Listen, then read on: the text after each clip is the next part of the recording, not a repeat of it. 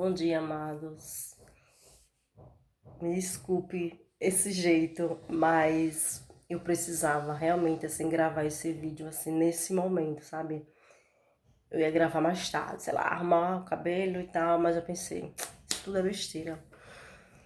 Essa madrugada eu tive um sonho, foi uma experiência incrível. Eu sonhei que eu tava passando por um momento difícil. E aí o Senhor falava assim: não se preocupe com as coisas deste mundo, porque eu estou próximo a voltar e pegar os meus.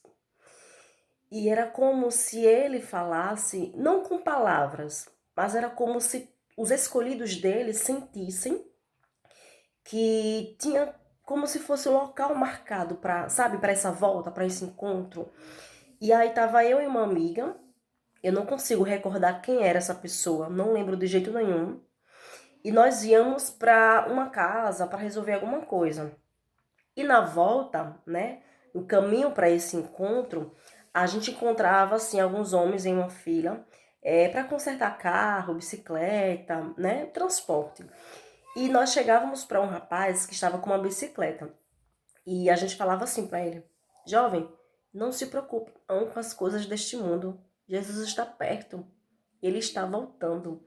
E nesse momento nós ouvimos o som de uma trombeta e vinha tipo uma luz que, sabe, vinha assim, a gente olhava assim pro chão e via assim, sabe? E essa luz ela alcançava todo mundo. E daqui a pouco eu já estava em um outro local e tinha um monte de gente perto de mim. E era um local assim bem escuro. E de cada pessoa, individualmente, cada pessoa ela ficava toda dourada. Depois apagava, como se a pessoa sumisse. E aí eu perguntava a essa menina que estava comigo: e ai, você tá me vendo dourada? Você tá me vendo dourada? E antes dela me responder, eu ficava toda dourada. E de repente era como se eu estivesse flutuando. Jesus, eu não conseguia ver o rosto dele, mas eu via que ele era tão lindo que não dava para ver o rosto dele. E ele estava com uma veste tão linda, uma coisa tão sublime que não dá para descrever. E nesse momento, assim, eu sentia como se ele tivesse me transfigurando, me limpando, me renovando, como se eu já não fosse mais a mesma, sabe? E aí, naquele momento, eu começava a dizer: meu Deus, obrigada. Senhor, eu te amo, Senhor, eu te amo, Senhor, eu te amo, Senhor, eu te amo. E repetia, repetia, repetia, repetia. E daqui a pouco eu já estava em outro local, como se fosse uma estrada de barro. E nessa estrada, se a gente olhava assim no horizonte, era um campo enorme. E tinha eu montado em um cavalo e outras pessoas na minha frente. E todos nós estávamos indo para este local, sabe? Como se a gente estivesse indo para um campo, um lugar. O lugar que o Senhor reservou para a gente. E naquele momento eu acordava. E aí eu começava a retomar o início do sonho, né? E no início do sonho eu tava assim, muito angustiada, com muitas coisas que vêm acontecendo, muitos problemas, né? E muitas vezes eu acabo perdendo o foco, que é orar mais, buscar mais a presença de Deus, transfiro todo esse foco para os meus problemas, né? Fico cabisbaixa, angustiada, isolada. E aí o Senhor, assim, começou a mostrar para mim que a gente não deve estar se preocupando tanto com as coisas deste mundo. Porque enquanto a gente está se preocupando com as coisas deste mundo, ele está voltando. E a gente se perde, a gente quer se encontrar, mas a gente acaba se perdendo.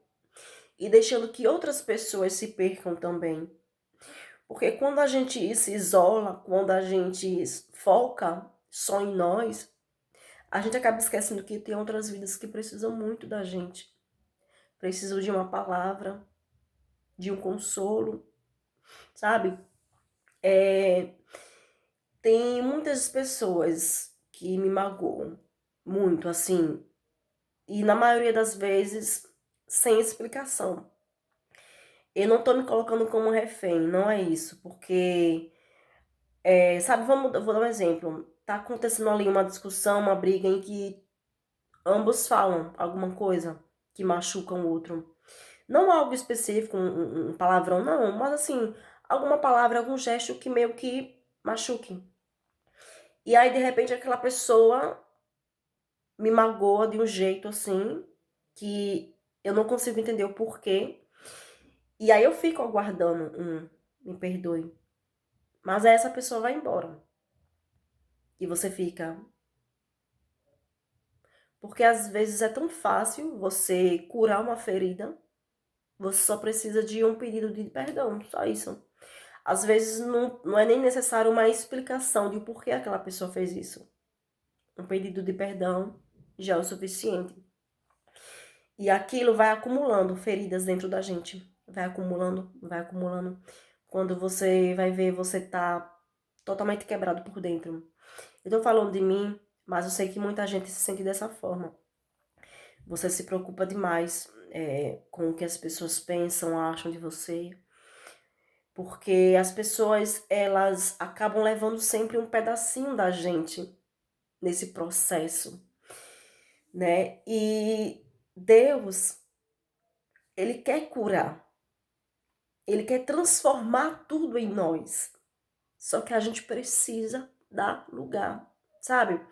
Quando você tá com uma ferida muito exposta, e aí você vai ao médico, e aí tem lá os enfermeiros que eles vão limpar, né? Eles vão passar um remédio, uma pomada, um soro. Só que durante esse processo, né, para ele fazer esse curativo, ele precisa tocar na ferida, né? Ele precisa limpar. E esse processo dói, porque tá tudo inflamado dentro de você, né? Imagine você com uma ferida exposta, uma pessoa colocando o dedo assim, colocando uma pomada, sabe? Jogando um líquido para limpar. Dói. Mas se não houver esse processo, não tem cura. Deus quer entrar. Ele envia os seus servos, profetas, pastores, cantores, não importa. Ele usa os seus para tocar na sua ferida, para chegar lá no fundo, para limpar. Nem sempre é fácil, porque às vezes você fica, gente, você não quer me curar, por que então você está me causando essa dor?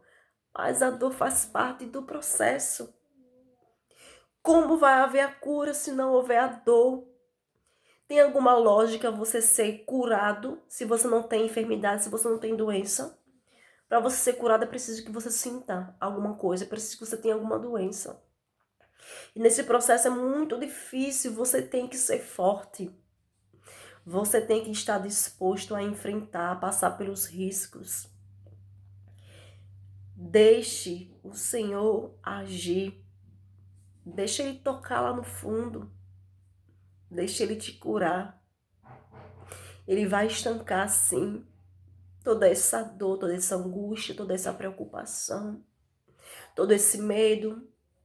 Tudo que é ruim, Ele vai tirar. Mas primeiro Ele precisa tocar. Então, meus amados, o que eu venho assim a dizer hoje para vocês é: se permita.